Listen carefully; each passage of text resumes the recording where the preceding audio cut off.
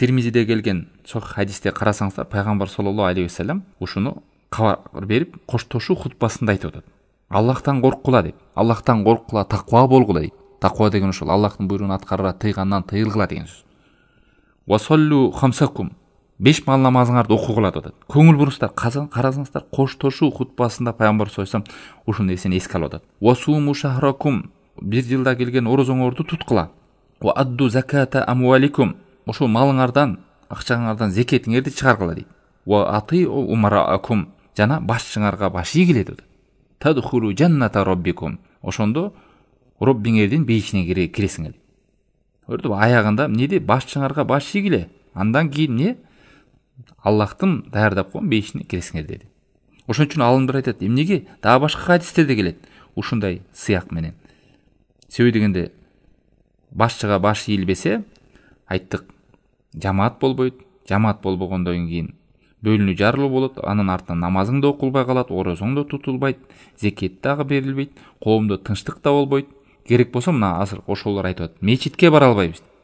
Эч кандай бизнес иштериң да жүрбөйт. Бүт нерсе жабылып калат, токтойт болду. Мына аны көрбөдүкпү? Кече деле көрдүк, адам мурунда деле көрдүк. Канча президентти узаттык каршы чыгып отуруп. Алла таалам билген. Ушул коомдо келечекте ушундай ызычуулар болорун Алла таалам пайгамбар саллаллаху алейхи вассалам ошон кабар берип, пайгамбар өзүнүн доорунда көп түрлүү хадистер менен эскерткен. Муслим деген ушул Кутубу Ситта, биринчи Бухари, анан Муслимдин падышалар деген бөлүмү бар, бап бар. Ошону окусаңыздар, туугандар, ошол жакта бир нече деген хадистер келет. Эл башчыга баш үй деген. Муну адамдар туура эмес түшүнүп мүмкүн. Эл башчыга баш үй деген неге биз кошумат кылабыз? Ал туура эмес болсо деле баш ийербизби деп кыска көз караш менен карап, өздөрү акылына сала бериши мүмкүн. Ал жакта чоң максат, мамлекетке, карапайым жалпы элге болгон кызыкчылыкты ал акылы да жетпеши мүмкүн, же аны көрө да албашы мүмкүн.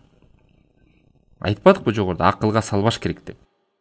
Таң каласың, кээ бир адамдар намазды сурайт динден деп, орозону сурайт, анан мамлекет башчыларына мамиле буларды сурабайт, өз билгендей кылат. Алла таалам Куранда айтат: "Я юхалладина аману удхулу фис-силми кафа." О Аллах иман келтиргендер, исламга толук киргиле дейт. Анан даратка келгенде сурайсың, муну келгенде шариатта бар сурайсың, анан мамлекет башчыга кандай мамиле кылыш керек, аны адамдар сурабайт. Керек болсо ошо туалетке киргенде кандай тартип менен кириш керек, шариат айтып коюп, ушундай адамдардын канына байланган, жанына байланган, аброюна байланган, коомдун кызыкчылыгына байланган нерсени кантип таштап салсын? Бар бул шариатта. Мамлекет башчыга каршы чыгуу деген ошол, аны жамандоо, туугандар. Жамандоо, ушак кылуу, аны кулатууга чакыруу, ушул нерсенин баардыгы коомдун ынтымагын бузат. Башчысыз эч убакта коом болбойт. Башчы да боло албайт эгер коом ага баш ийбесе. Бул нерсени кыргыздар өзү деле биздин ата бабалар айтып келген го. Бир жакадан баш, бир жеңден кол деп. Ошол бир жеңден кол, баарыбыз биримдик бололу деген сөз. Бир жакадан баш деген ошол башчыбызга баш ийели деген сөз. Бул керек болсо, бул мыйзам капырларда да бар.